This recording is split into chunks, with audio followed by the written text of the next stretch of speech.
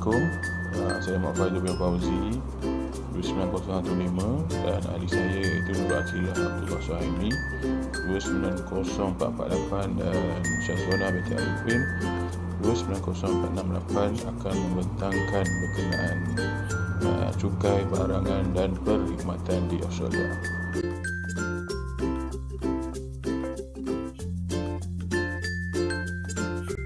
Pengenalan kepada cukai di Australia. Cukai yang dijalankan di Australia adalah cukai barangan dan perkhidmatan, iaitu GST. Yang mana jenis cukai ini cukai yang dikenakan ke atas kebanyakan barang dan perkhidmatan domestik. Tarikh cukai ini diperkenalkan pada 1 Julai tahun 2000 bagi menggantikan cukai tidak langsung yang sedia ada, dan kadar cukai yang dikenakan iaitu 10%, diuruskan oleh ATO iaitu Australian Taxation Office. Sistem percukaian maju Australia mempunyai sistem percukaian yang maju. GST adalah salah satu elemen utama dalam sistem cukai. Penggunaan GST menunjuk keperluan dan reformasi cukai yang menyeluruh. GST Australia dijadikan contoh oleh negara lain dalam reformasi cukai penggunaan. Konsep GST di Australia, cukai tidak langsung dikenakan pada setiap tahap rantaian bekalan. Pembayar akhir, kos cukai ditanggung oleh pengguna akhir. Kredit GST, iaitu peniaga boleh menuntut kredit untuk GST yang dibayar pada input perniagaan. Beban cukai neutral bagi perniagaan kerana mereka boleh menuntut kembali cukai yang dibayar. Sejarah GST di Australia sebahagian daripada reformasi ekonomi untuk menyelaraskan sistem percukaian dan meningkatkan kecekapan ekonomi. Sebelum GST, Australia menggunakan cukai jualan yang kompleks dan tidak seragam. Matlamat penggunaan GST menghapuskan ketidakcekapan dan mewujudkan sistem percukaian yang lebih mudah dipahami dan diuruskan. Analisis cukai. Definisi cukai. Cukai barangan dan perkhidmatan GST adalah jenis cukai pengguna yang dikenakan ke atas bekalan barang dan perkhidmatan di setiap peringkat rantaian bekalan. Di Australia, GST dikenakan pada kadar 10% ke atas kebanyakan barang dan perkhidmatan yang dijual untuk kegunaan domestik. GST merupakan cukai tidak langsung di mana peniaga bertindak sebagai pengumpul cukai bagi pihak kerajaan dan pengguna akhir yang dikenakan. Tujuan cukai. Tujuan utama penggunaan GST di Australia adalah untuk merasionalisasikan sistem percukaian dan menggantikan pelbagai cukai jualan dan perkhidmatan yang lebih kompleks dan tidak seragam. GST juga bertujuan untuk meningkatkan hasil kerajaan secara efisien, mengurangkan pengelakan cukai dan memperluas asas percukaian negara. Klasifikasi cukai. Fiskal cukai, sistem nilai tambah di mana peniaga boleh menuntut kredit GST yang telah dibayar pada pembelian input perniagaan mereka, mengurangkan beban cukai pada setiap peringkat. Struktur kadar cukai. GST di Australia beri kadar cukai seragam 10%. Kadar cukai ini dikenakan tanpa mengenai jenis barang atau perkhidmatan kecuali yang dikecualikan. Itu bermaksud semua pengguna membayar kadar yang sama, menjadikan lebih mudah untuk diuruskan oleh kerajaan dan perniagaan. Asas cukai, semua bekalan dan perkhidmatan yang dikecualikan seperti perniagaan, penjagaan kesihatan, asas pendidikan dan beberapa barang keperluan tertentu. Sebagai contoh, penjualan barangan elektronik seperti telefon pintar dikenakan GST di mana pembeli akhir akan membayar 10% GST pada akhir produk. Dalam berbagai mana pun, jika pembelian tersebut melibatkan perkhidmatan kesihatan, asas seperti ubat-ubatan yang disubsidi oleh kerajaan, ia dikecualikan daripada GST. GST diklasifikasikan sebagai cukai tidak langsung kerana ia dikenakan pada penggunaan barang dan perkhidmatan. Kadar cukai. Kajian sejarah atau trend kadar cukai persen yang dikenakan dari tahun 2012 hingga 2023. Kadar GST di Australia sejak telah kekal pada 10% sejak pengenalannya pada tahun 2000. Dari tahun 2012 hingga 2023, tidak ada perubahan dalam kadar GST, walaupun terdapat beberapa cadangan untuk menaikkannya bagi meningkatkan hasil kerajaan. Kekalnya kadar ini mencerminkan keinginan kerajaan untuk mengekalkan kestabilan dalam sistem percukaian dan mengelak impak negatif terhadap kos hidup.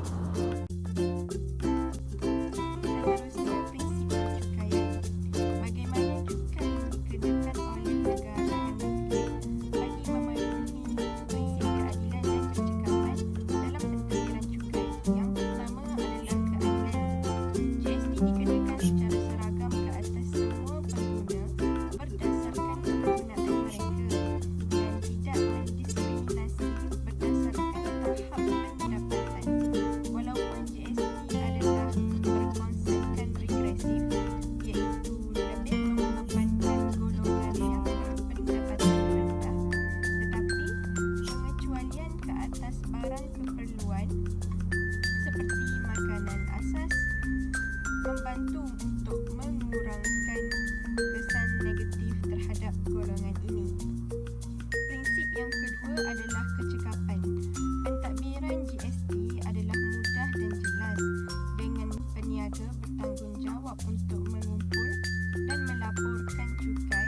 Sistem kredit GST juga adalah untuk memastikan bahawa cukai tidak dikenakan berganda pada setiap peringkat rantaian bekalan, yang mengurangkan bebas cukai ke atas perniagaan dan menggalakkan kepatuhan cukai.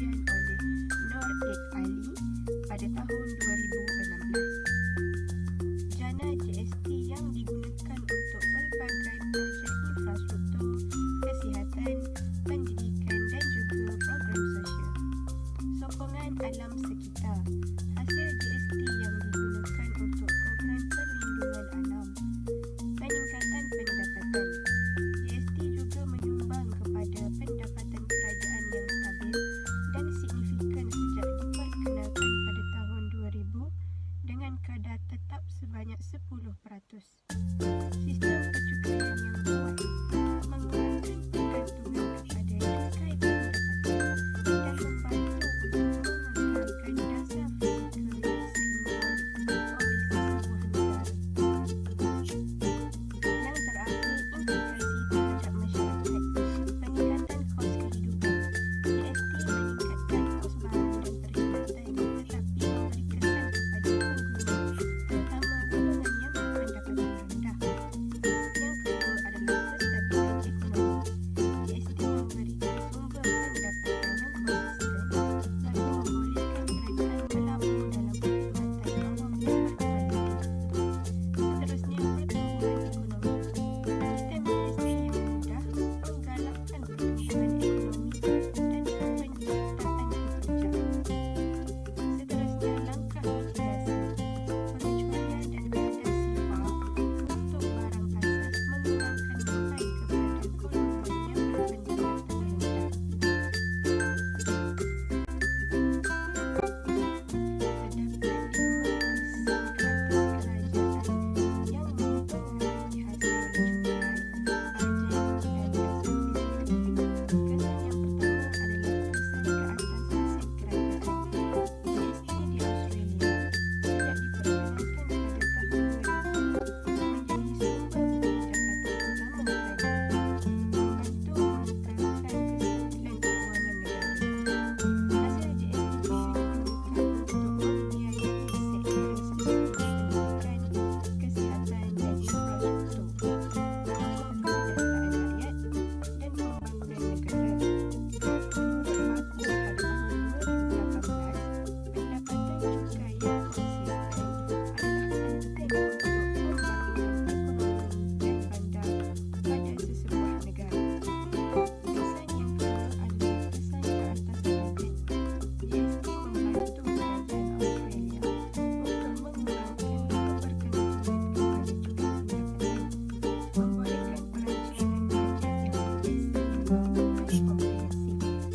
Kestabilan hasil ini menyokong perancangan perbelanjaan untuk jangka masa yang panjang dan dapat mengurangkan risiko defisit bajet. Kajian ini telah dilakukan oleh Rahman et al. Pada tahun 2017 yang menunjukkan bahawa sistem percukaian seperti GST memudahkan perancangan bajet yang lebih efisien dan pengagihan sumber yang lebih baik. Kesan yang ketiga adalah kesan ke atas dasar fiskal. GST membantu Australia untuk mengekalkan dasar fiskal yang kukuh dan memperluaskan asas cukai, mengurangkan kebergantungan pada cukai pendapatan dan mendorong pelaburan serta pertumbuhan ekonomi. Azmi et al. Pada tahun 2019 menyatakan bahawa sistem seperti GST menyokong dasar stabil fiskal dan mampan memberi fleksibiliti dalam menghadapi ketidakpastian ekonomi global tanpa menjejaskan kestabilan keuangan. Kesan yang ketiga adalah kesan ke atas masyarakat. Kesan cukai terhadap pelbagai kumpulan masyarakat, tingkah laku ekonomi dan kesejahteraan ekonomi secara keseluruhan. Kesan ke atas pelbagai kumpulan masyarakat adalah pelaksanaan GST di Australia memberi beban lebih berat kepada golongan yang berpendapatan rendah kerana sifatnya yang regresif, di mana mereka perlu membayar sebahagian besar pendapatan mereka kepada cukai. Kajian telah dibuat oleh Kajian dan Adnan pada tahun 2015 menunjukkan pengguna berpendapatan rendah lebih sensitif terhadap kenaikan kos akibat daripada GST. Situasi ini berlaku di Australia. Seterusnya, kesejahteraan ekonomi. Secara keseluruhan, GST memberi sumber pendapatan yang stabil kepada kerajaan tetapi boleh menjejaskan kesejahteraan pengguna, terutama golongan yang berpendapatan rendah. Untuk mengurangkan kesan ini, langkah mitigasi seperti pengecualian atau Kesan pengelakan dan pelarian cukai. Analisis kesan pengelakan dan pelarian cukai serta jumlah kerugian yang ditanggung oleh kerajaan akibat daripada tindakan ini. Pengelakan cukai, kesan terhadap kerajaan dan masyarakat. Pengelakan cukai GST di Australia seperti manipulasi laporan kewangan dan tuntutan salah mengakibatkan kehilangan hasil kerajaan yang penting untuk pembangunan. Kajian oleh Nur Tukipan dan Azman menunjukkan bahawa kurangnya pemahaman cukai boleh mendorong pengelakan, isu yang juga berlaku di Australia. Pelarian cukai, strategi korporat dan implikasinya. Pelarian cukai di Australia sering melibatkan syarikat besar yang memanfaatkan celah undang-undang untuk mengurangkan GST, termasuk dengan menstrukturkan transaksi atau beroperasi di luar negara. Ini dapat menjejaskan hasil kerajaan. Kajian oleh Azmi pada tahun 2019 menunjukkan bahawa sistem cukai yang kompleks dan tidak cekap seperti GST boleh menyebabkan pelarian cukai. Jumlah kerugian kerajaan akibat pengelakan dan pelarian cukai, kerugian hasil kerajaan akibat pengelakan dan pelarian cukai boleh menjejaskan kemampuan untuk menyediakan perkhidmatan awam dan mengurus ekonomi.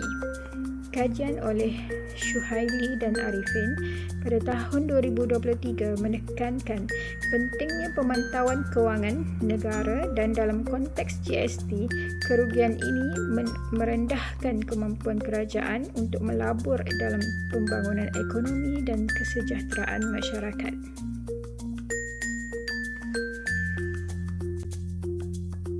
Data sokongan.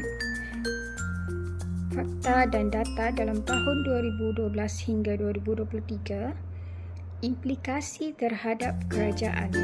Statistik di Australia, GST menjadi sumber pendapatan utama bagi kerajaan pada tahun 2022 hingga 2023. GST menyumbang 14.2% kepada pendapatan cukai, menunjukkan peningkatan dalam penggunaan barangan dan perkhidmatan, membantu menstabilkan ekonomi, terutama selepas pandemik, memperluaskan asas GST dengan memasukkan barangan dan perkhidmatan yang dikecualikan seperti makanan dan perkhidmatan kesihatan, boleh meningkatkan hasil GST sebanyak 22.5 bilion setahun. Implikasi terhadap masyarakat, GST meningkatkan kos barangan dan perkhidmatan. Mereka membelanjakan sebahagian besar pendapatan mereka untuk barangan asas yang dikenakan GST. Pengecualian seperti makanan menyebabkan ketidakseimbangan dalam hasil GST. Data dan fakta sokongan pada tahun 2012 hingga 2023. Pendapatan GST meningkat sebanyak 14.4% pada tahun 2020 hingga 2021. Salah satu peningkatan tahunan tertinggi dalam dekad ini mencerminkan pemulihan ekonomi selepas COVID-19. Sumbangan GST kepada KDNK 3.4% pada tahun 2022 hingga 2023. Purata OECD 6.8%.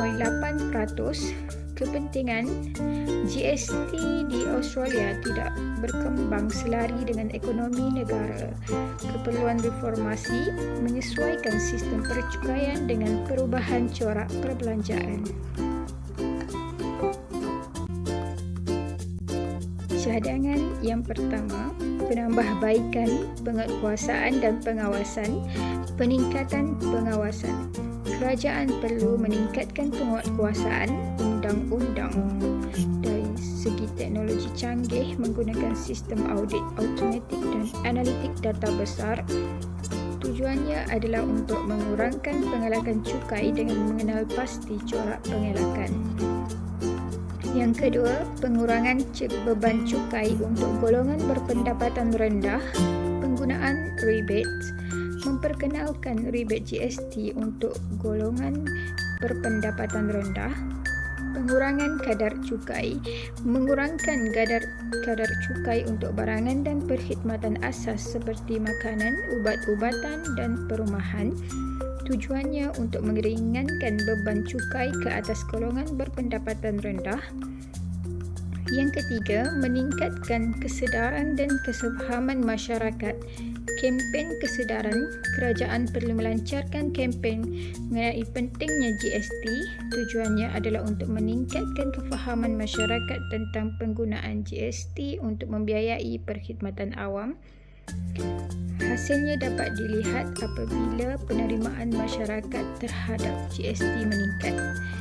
Penilaian semula kadar GST, kajian kadar GST, kerajaan perlu semak semula kadar GST semasa.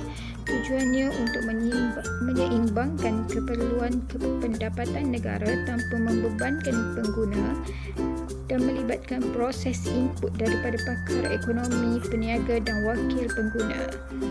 Yang kelima, memperluaskan asas cukai untuk meningkatkan pendapatan, memasukkan sektor belum dicukai.